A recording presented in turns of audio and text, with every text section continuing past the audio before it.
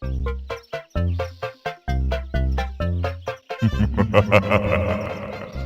of the prisoners to invite us over for a picnic, eh? I hope she made lots of Look! It's from Swap!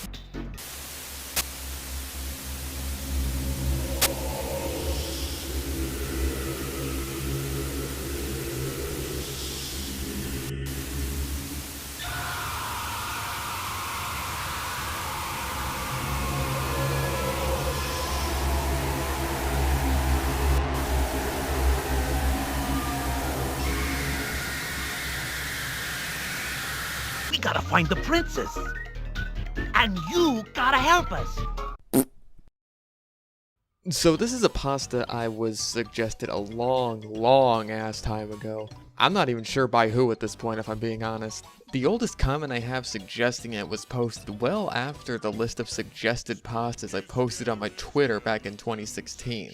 For all I know, it could have been suggested in a comment that totally disappeared, or even back on X. So not only is this a pasta that fell into my lap through totally extraordinary circumstances, it almost slipped through my fingers. Back in August, the Troll Pasta Wiki was completely shut down due to concerns of bullying and other bullshit, and with it went down thousands of creepypastas. Thankfully, some are popular enough that they've been archived elsewhere, but a lot of them seem to be totally lost now.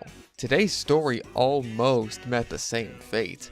I got lucky and managed to find it on a completely different wiki, although Retsupre also did a reading of it back in 2013. Hopefully, me bringing it to the attention of everyone here will spur some new life into it and increase how well it's archived. I see this as kind of the antithesis to Blood Whistle from last episode, despite them having the similarities of both being Mario creepypastas. So let's not fuck around anymore and dive right into Ihsoy.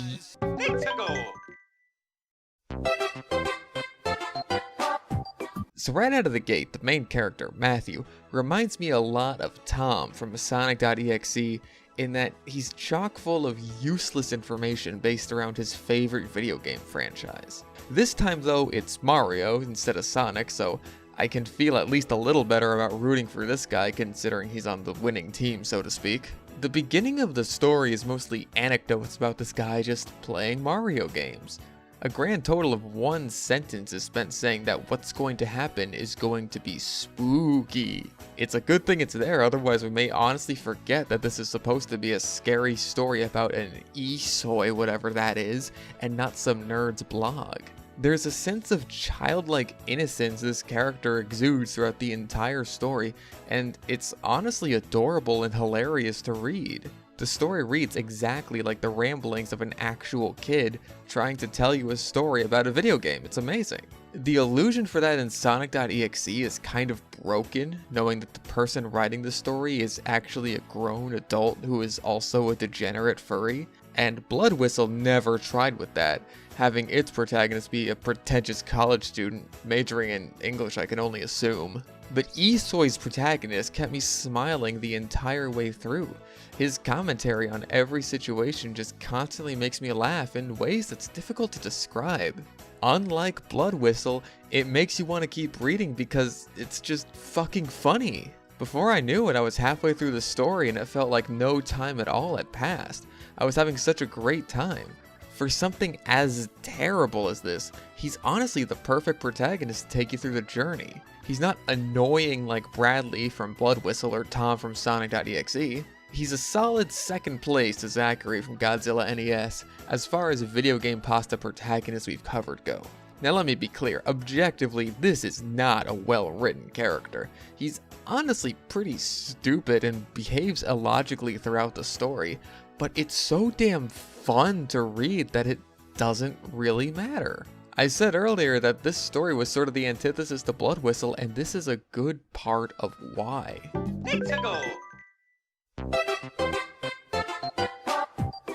So everything supposedly scary that happens in this story is really repetitive. Basically, there's a demon possessing this guy's cartridge of New Super Mario Bros. 2, and it will go into certain characters when it, I guess, kills or disables them. It's not especially clear. Once a demonic force possesses the character in question, they become frantic and evil, attempting to kill the other Mario characters present and often succeeding in doing so. The hilarious part of all of this is that every time the possessed character actually succeeds in killing someone, Matthew will just cover his eyes like a kid watching a scary movie.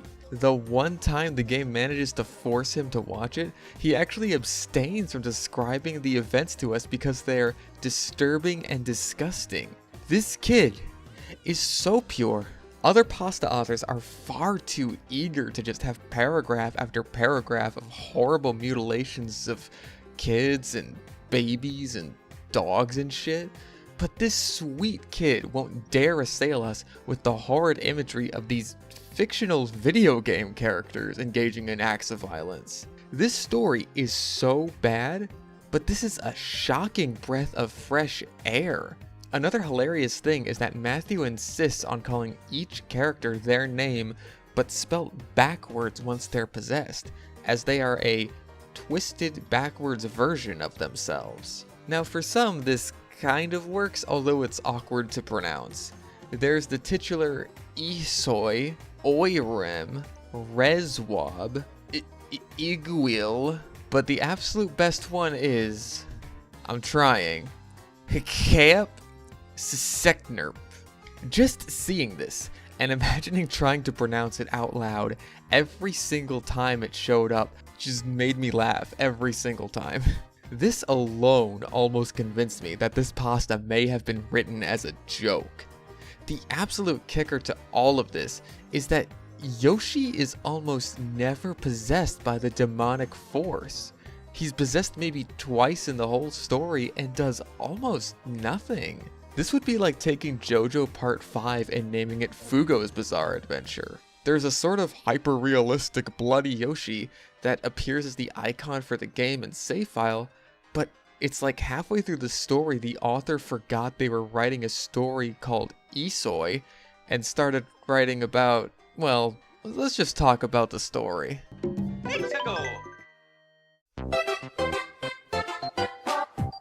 Our story begins like most horror stories do, talking about Super Mario. And again, it's very reminiscent of the beginning of Sonic.exe.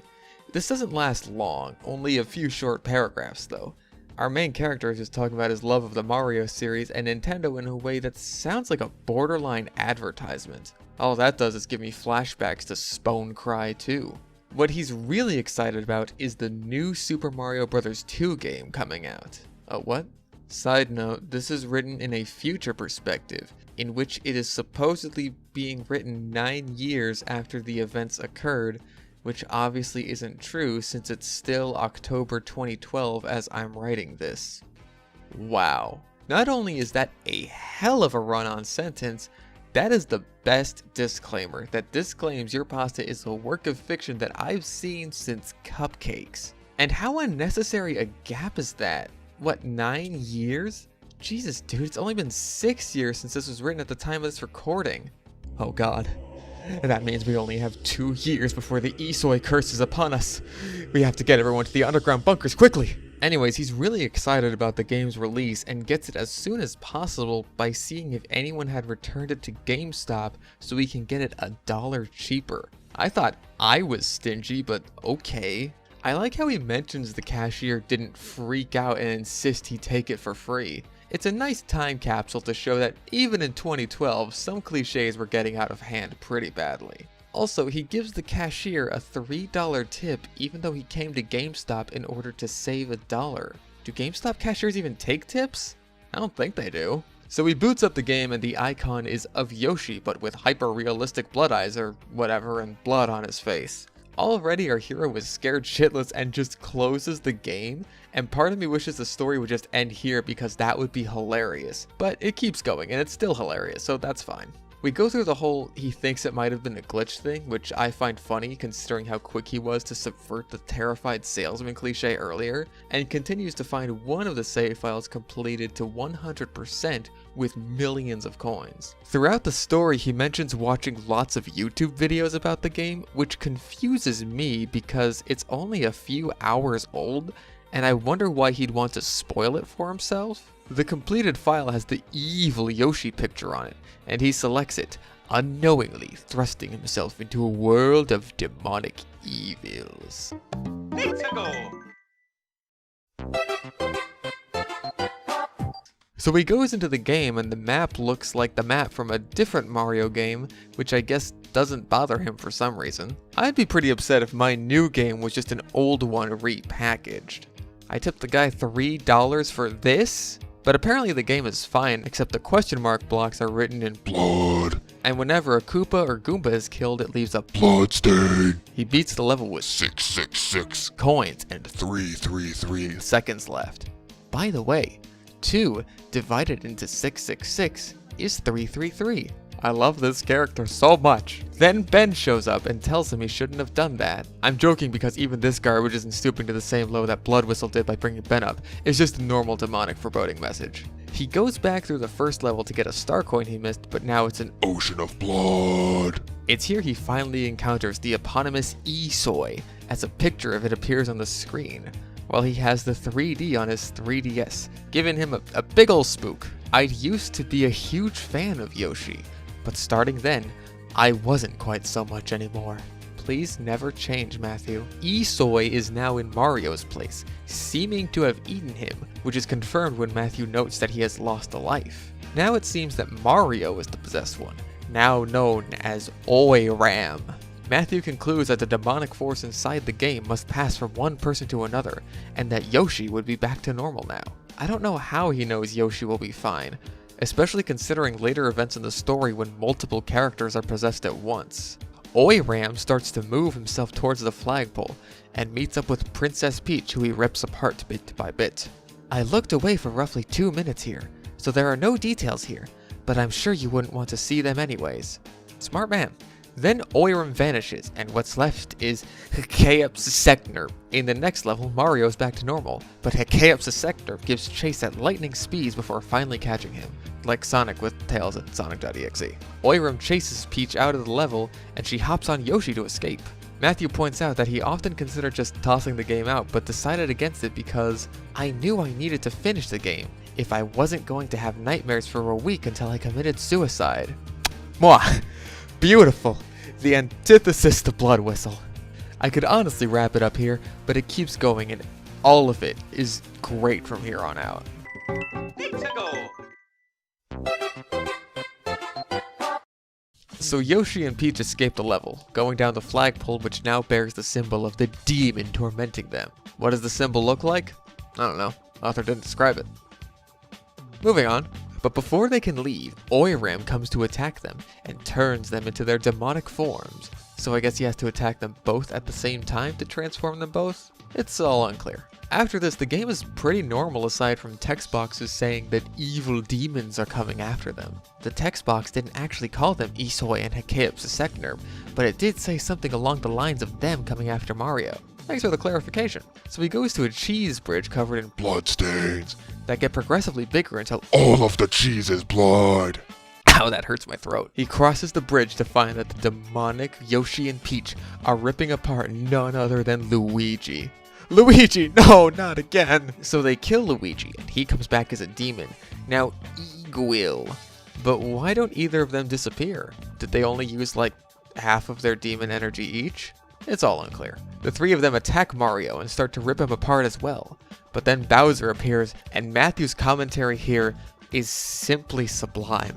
Apparently, Bowser had heard about what was going on, and decided no one was allowed to defeat Mario, like Bowser did anyways, except for him. Yeah, like that's gonna happen. Even though the depictions of characters getting ripped apart are repetitive and dull, they're brief, and this commentary keeps you going from one to the next perfectly. It is amazing that even now, as Bowser is here to stop evil demons from destroying all of the protagonists, he still finds the time to give Bowser shit for always losing to Mario. Bowser then helps Mario, who exited the level and managed to skip a few. He goes through the level, at one point reaching an area where he walks straight for 10 minutes. Again, we're getting into Sonic.exe territory, before he encounters Igwil, ripping out Bowser's insides. He, of course, covers his eyes. And once the demonic Bowser, Reswab appears, everything clicks together for Matthew, and it all starts to make sense. It's a good time. He realizes that Reswab bears a striking resemblance to Reznor. And at this point in the story, I was so fucking confused because I honestly thought he was talking about Trent Reznor from 9 Inch Nails. He does have a history in video games after all, having composed the music for Quake, but no, there's a Mario enemy named Reznor who apparently made a comeback appearance in New Super Mario Bros. 2. Though this character is apparently named after Trent Reznor, so I guess I was half right? Matthew concludes that it must be Reznor's return to the Mario series that is causing all of the demonic happenings, and goes on to confront him, preparing for the worst. All I can say to this is fucking what? Bowser kind of resembles this enemy once he's been demonified, so that's it? It has to be Reznor? At this point, the story starts to become Godzilla NES. Reznor speaks to Matthew, calling him by name, and Matthew speaks back. The two share some top-tier banter, let me tell ya. How do you know my name? And what makes you think you have the authority or the ability to end my life? How do I know your name, you ask? The answer to that is simple. You've muttered your name in your sleep many times, Matthew. Jeez, Trent, perving on kids while they're sleeping? It doesn't matter if I have the authority to kill you, Matthew, and I don't have to have the ability to kill my enemy. I only have to have a weak enemy. What? Yeah, and it's too bad you're about to get owned. Once and for all. A+. Gold star. All of the awards. Take my money too. All of it. Not this soon! Then there's a boss fight. A high-stakes tactical boss fight the likes of which I have not seen since Godzilla NES. And much like in Godzilla NES, just as it seems all hope is lost and our hero is on the ropes, the power of friendship comes in to save the day. Cheering Mario on, and now freed of their demonic possession, are Peach and Yoshi, who rush in to join the fight and finally own Reznor, once and for all. With that, the demons possessing Luigi and Bowser fade away, and Reznor is killed. This isn't the end, Reznor whispered as he faded away. The level ended and I said, yes it is. Real zinger, right as he's going out. And with that, the game continued as normal. Yoshi was never seen in the game again. Years later, Matthew looks through his things to find something to sell for extra money. Guess he really shouldn't have tipped that cashier the $3, huh? He comes across his old New Super Mario Bros. 2 cartridge and decides to go through it for old time's sake. He tries to get the star coin he missed in level 1, but it breaks his 3DS and he decides to just sell the cartridge. It is exactly like Godzilla NES. Which story came first? Did Cosby Daft rip off Ihsoy? God, I hope he didn't. But that is the end of Ihsoy. And what a ride it was. Well, we made it out on the other side alive. Or at least I did anyway. I had no idea what to expect going into this one. I thought it would be dull and samey like so many other pastas, but it has this charm to it like nothing I've seen. It has this bizarre sense of innocence that you just don't see in creepypastas. And all the way, it's just an absolute joy to read because, objectively, this is fucking terrible. It's really dumb, and honestly it is samey, but the presentation sells it for me. It even ends in a boss fight with Trent Reznor. What more do you want?